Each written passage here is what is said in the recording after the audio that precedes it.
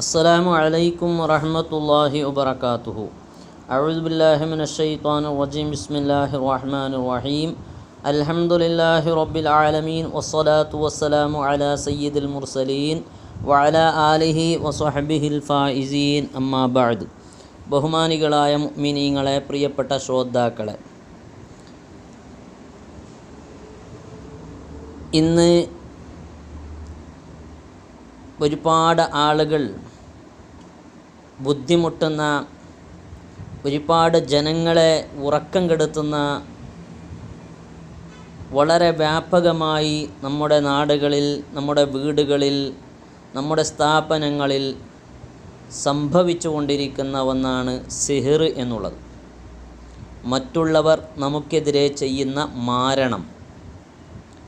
അതുണ്ടായിക്കഴിഞ്ഞാൽ എല്ലാത്തിലും തകർച്ച, നഷ്ടം മാത്രമാണ്.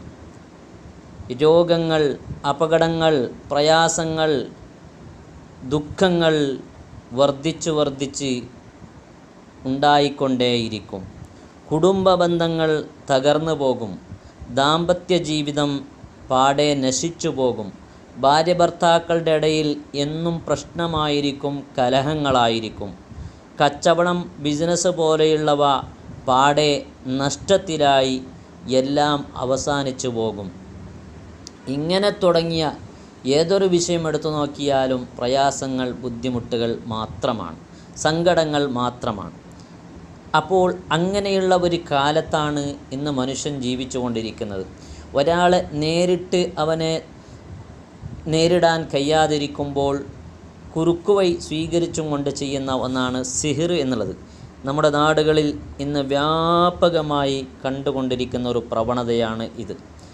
ഈ ഉള്ളവൻ തന്നെ ഒരുപാട് സ്ഥലങ്ങളിൽ നിന്നും സിഹിർ കണ്ടെത്തി അതിനുള്ള പരിഹാരം ചെയ്ത അനുഭവമാണ് കഴിഞ്ഞ ഒരുപാട് വർഷങ്ങളിലൂടെ എനിക്ക് പറയാനുള്ളത്. അതുകൊണ്ട് തന്നെ എൻ്റെ പ്രിയപ്പെട്ട മുഅ്മിനീങ്ങളെ, പണക്കാർ, ആവതുള്ള ആളുകളൊക്കെ അതിനുള്ള ഇത്തരം സിഹിർ പോലെയുള്ളവ സംഭവിച്ചാൽ അതിന് വേണ്ട പരിഹാര മാർഗങ്ങൾ ചെയ്യാൻ അവർ വലിയ അല്ലെങ്കിൽ നല്ല ചികിത്സകരെ കൊണ്ടുവന്നും കൊണ്ട് അതിനുള്ള പരിഹാരം കണ്ടെത്തുന്നുണ്ട്.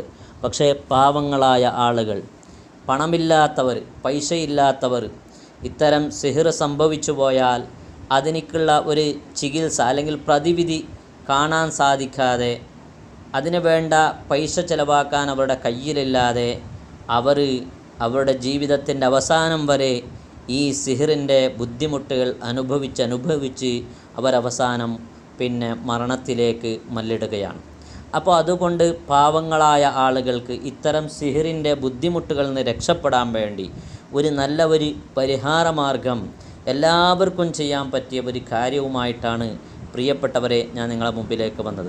അല്ലാഹു സുബ്ഹാനഹു വ തആല ഇത്തരം അപകടങ്ങളിൽ നിന്നും, സിഹിറുകളിൽ നിന്നും, സിഹിർ ചെയ്യുന്ന ശത്രുക്കളിൽ നിന്നും അല്ലാഹു നമ്മയും നമ്മുടെ കുടുംബങ്ങളെയൊക്കെ കാത്ത് സലാമത്തിലാക്കി തരുമാറാവട്ടെ.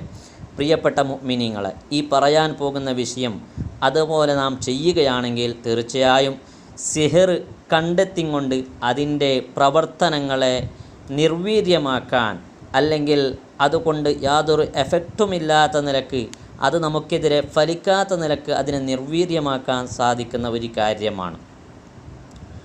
അതുകൊണ്ട് ഇൻഷാ അല്ലാഹ് നല്ല നിയ്യത്തോടു കൂടി ഇത് നാം ചെയ്യുക. ഇന്ന് സിഹിർ എന്നുള്ളത് പല ആളുകളും ചികിത്സാരികളുടെ അല്ലെങ്കിൽ ഇതുമായി ബന്ധപ്പെട്ട് അമൽ ചെയ്യുന്ന ആളുകളെ സമീപിക്കുകയും അവരോട് കണക്ക് ചോദിക്കുകയോ മറ്റോ ചെയ്യുമ്പോൾ നിങ്ങൾക്ക് സിഹിർ ബാധിച്ചിട്ടുണ്ട്, അത് ബാത്തിലാക്കണം എന്ന് പറയുന്നു എന്നല്ലാതെ ആ ചെയ്ത സിഹിറിനെ കണ്ടെത്തിക്കൊണ്ട് അതിനെ നിർവീര്യമാക്കാനും അതിനെ അവിടെ നിന്ന് എടുത്തു കളയാൻ പലർക്കും സാധിക്കുന്നില്ല, അല്ലെങ്കിൽ അതിനുള്ള ഒരു വിവരം അവർക്കില്ല എന്ന് തന്നെ പറയാം. അപ്പോൾ കേവലം സിഹിർ നമ്മുടെ വീട്ടിലോ സ്ഥലത്തിലോ അങ്ങാടിയിലോ ഉണ്ടായി, അത് അങ്ങനെ തന്നെ അവിടെ ബാക്കിയായി അതിനെ ബാത്തിലാക്കുന്നത് കൊണ്ട് കാര്യമില്ല. കാരണം ബാത്തിലാക്കിയാലും ആ സാധനം അവിടെ തന്നെ ഉണ്ടായാൽ പിന്നെന്താണ് അതുകൊണ്ട് ഫലമുണ്ടാവുക? അതുകൊണ്ട് ആ സിഹിർ എവിടെയാണ് ഒരാൾ ചെയ്തു വെച്ചത് എന്ന് കണ്ടെത്തി അതിനെടുത്ത് കളയാൻ നമുക്ക് സാധിക്കണം. നമുക്കറിയാമല്ലോ റസൂലുള്ളാഹി സ്വല്ലല്ലാഹി അലൈഹി വസല്ലമ തങ്ങളുടെ ജീവിതത്തിലും സിഹ്ർ ബാധിച്ചത് നമുക്ക് ചരിത്രത്തിൽ കാണാം. അവസാനം ജിബ്രീൽ അലൈഹിസ്സലാം ഇറങ്ങി വന്നുകൊണ്ട് ആ സിഹ്റിനെ കണ്ടെത്തി അവിടെ നിന്ന് എടുത്തു കളഞ്ഞിട്ടാണ് പിന്നെ ബാത്തിലിൻ്റെ അമൽ ചെയ്തു കൊടുത്തത്. അപ്പോൾ സിഹ്ർ നമ്മുടെ സ്ഥലത്തിലോ വീട്ടിലോ വെച്ചും കൊണ്ട് അതങ്ങനെ തന്നെ അവിടെ ബാക്കിയായി ബാത്തിലാക്കുന്നതിൽ ഒരു കാര്യമില്ല. അതുകൊണ്ട് ആ സിഹിറിനെ നാം കണ്ടെത്തി അതിനെ അവിടെ നിന്ന് എടുത്തു കളയണം. ഇൻഷാ അല്ലാഹ് ഈ പറയുന്ന അമൽ ഞാൻ പറയുന്നത് പോലെ ചെയ്താൽ നമുക്ക് ഓരോരുത്തർക്കും ആ സിഹിറിനെ കണ്ടെത്താനും അത് എവിടെയാണ് വെച്ചിട്ടുള്ളത്, കുഴിച്ചു മൂടിയിട്ടുള്ളത് എന്നൊക്കെ നമുക്ക് അറിയാൻ സാധിക്കും. അതുകൊണ്ട് നല്ല നിയ്യത്തോടുകൂടി, നല്ല ശുദ്ധമായ നിയ്യത്തോടുകൂടി നാം ഇത് ചെയ്യണം. കാരണം ഇത് സിഹിർ കണ്ടെത്തി അല്ലെങ്കിൽ സിഹിർ ചെയ്തവനെ കണ്ടെത്തി അവനെ ബുദ്ധിമുട്ടിക്കാനോ അല്ലെങ്കിൽ അവനിക്ക് തിരിച്ച് സിഹിർ ചെയ്യണമെന്ന ഉദ്ദേശത്തോട് ഒരിക്കലും പാടില്ല. ആ സിഹിർ ചെയ്തവനെ അറിഞ്ഞാൽ പിന്നെ അവനോട് പോയി പ്രശ്നമുണ്ടാക്കി ഫിത്ന ഉണ്ടാക്കി കുടുംബബന്ധം മുറിക്കുക എന്ന ഉദ്ദേശത്തിൽ ഇതൊരിക്കലും നാം ചെയ്തു പോകരുത്. പിന്നെയോ നമ്മൾ എന്ത് ചെയ്യണം? ആ സിഹിർ ചെയ്തവനെ നമുക്ക് കണ്ടെത്തിയാൽ അല്ലെങ്കിൽ മനസ്സിലായാൽ പിന്നീട് പിൽക്കാലത്ത് അവനെ സൂക്ഷിക്കുക എന്ന ഒരു കാര്യത്തിന് വേണ്ടി മാത്രമേ ഇത് നാം ചെയ്യാവൂ. അല്ലാതെ അവനോട് പ്രശ്നമുണ്ടാക്കി അല്ലെങ്കിൽ സംശയത്തിൻ്റെ പേരിൽ അല്ലെങ്കിൽ ഒരു ഭാവനയുടെ പേരിൽ ഒരാളെയും നാം കുറ്റപ്പെടുത്തരുത്. അവരുടെയും നമ്മുടെ ഇടയിലുള്ള സൗഹാർദ്ദം നാം തകർക്കരുത്. അങ്ങനെ വെച്ചാൽ പടച്ച റബ്ബിൻ്റെ മുമ്പിൽ നമ്മളൊക്കെ ഉത്തരം പറയേണ്ടി വരും. ഇത് ഒന്നാമത്തെ കാര്യം. രണ്ടാമത്തെ കാര്യം, നമുക്ക് സിഹർ ചെയ്തവരെ നാം അറിഞ്ഞാൽ തന്നെ അതൊരിക്കലും അവരോട് പറയരുത്. അല്ലെങ്കിൽ നമ്മുടെ വീട്ടിൽ സിഹർ ചെയ്തു വെച്ചത് നമുക്ക് കിട്ടിയാൽ തന്നെ നാം അതാരോടും പറയരുത്. എന്തെന്ന് വെച്ചാൽ അങ്ങനെ നാം ആളുകളോട് പറഞ്ഞു നടന്നാൽ ഈ ചെയ്തവനിക്കത് അറിഞ്ഞു കഴിഞ്ഞാൽ വീണ്ടും അതിനേക്കാൾ വലിയ ശക്തമായ നിലയ്ക്ക് രണ്ടാമതും സിഹർ ചെയ്യാനുള്ള ഒരു അവസരം അവനിക്ക് ലഭിക്കും. അതുകൊണ്ട് ഇത്തരം കാര്യങ്ങളുണ്ടായാൽ നാം ആരോടും പറയരുത്. അത് കണ്ടെത്തി അവിടെ നിന്ന് മാറ്റി അത് ഇബ്താലിൻ്റെ പണി അമൽ ചെയ്ത് നാം അത് ഒഴിവാക്കുക എന്നത് മാത്രമാണ്. ഏതായാലും ഇൻഷാ അല്ലാഹ് ഞാൻ വിഷയത്തിലേക്ക് കടക്കുകയാണ്. ഇത് ചെയ്യാൻ, ഈ സിഹർ കണ്ടെത്താനും അതിനെ നിർവീര്യമാക്കാനുള്ള അമൽ എന്തെന്ന് വെച്ചാൽ നമുക്കെല്ലാവർക്കും അറിയുന്ന സുപരിചിതമായ ഒരു ചെറിയ സൂറത്താണ് സൂറത്തുൽ ഖദ്ർ. ബിസ്മില്ലാഹിർ റഹ്മാനിർ റഹീം. ഇന്നാ അൻസൽനാഹു ഫീ ലൈലത്തിൽ ഖദ്ർ വമാ അദ്റാക മാ ലൈലത്തുൽ ഖദ്ർ ലൈലത്തുൽ ഖദ്രി ഖൈറും മിൻ അൽഫി ശഹർ തനസ്സലുൽ മലായികതു വറൂഹു ഫീഹാ ബിഇദ്നി റബ്ബിഹിം മിൻ കുല്ലി അംർ സലാമുൻ ഹിയ ഹത്താ മത്ലഇൽ ഫജ്ർ. ഈ സൂറത്ത് ഇതറിയാത്ത ഒരാളുമില്ലല്ലോ. ചെറിയ കുട്ടികൾ മുതൽ മുതിർന്നവർ വരെ അറിയുന്ന മനഃപ്പാടമുള്ള ഒരു സൂറത്താണ്. വളരെയേറെ മഹത്വമുള്ള, വളരെയേറെ ശക്തിയുള്ള, ഇത്തരം കാര്യങ്ങളിൽ ഒരുപാട് നമുക്ക് ഗുണം കിട്ടുന്ന ഒരു സൂറത്താണ്. അതുകൊണ്ട് ഈ സൂറത്ത് പൊതുവെ ഞാൻ പറയുകയാണ്, നമ്മളെല്ലാവരും നിത്യജീവിതത്തിൽ പല പ്രാവശ്യങ്ങൾ നിത്യമായി ഓതുന്നത് പതിവാക്കുക. എന്നാൽ തന്നെ ഏത് സിഹറും നമുക്ക് ബാധിക്കുകയില്ല. അപ്പോൾ നമ്മുടെ ജീവിതത്തിൽ വളരെ വളരെ അധികരിപ്പിക്കേണ്ട ഒരു സൂറത്താണ് ഈ സൂറത്ത്. അപ്പോൾ നമുക്ക് നമ്മുടെ വീട്ടിലോ കുടുംബത്തിലോ അല്ലെങ്കിൽ അങ്ങാടിയിലോ വാഹനത്തിലോ ഓഫീസിലോ എവിടെയെങ്കിലും സിഹർ സംഭവിച്ചിട്ടുണ്ട് എന്നൊരു തോന്നലുണ്ടായിക്കഴിഞ്ഞാൽ ഈ സൂറത്തിനെ മഹാന്മാർ പറയാണ്, ഈ സൂറത്തിനെ ആ സ്ഥലത്ത് വെച്ചും കൊണ്ട് നാം ചുരുങ്ങിയതൊരു 11 പ്രാവശ്യം ഓതുന്നത് പതിവാക്കിയാൽ, അങ്ങനെ നിത്യമായി നാം 11 പ്രാവശ്യം നമ്മുടെ വീട്ടിലോ ഓഫീസിലോ വെച്ചും കൊണ്ടത് ഓതിക്കഴിഞ്ഞാൽ രാത്രി നമ്മൾ കിടന്നുറങ്ങുന്ന സമയത്ത് മഹാന്മാർ പറയുകയാണ്, അൽഹമഹുല്ലാഹു ഇലൈഹി വലം യളുറുഹു ഷൈഉൻ.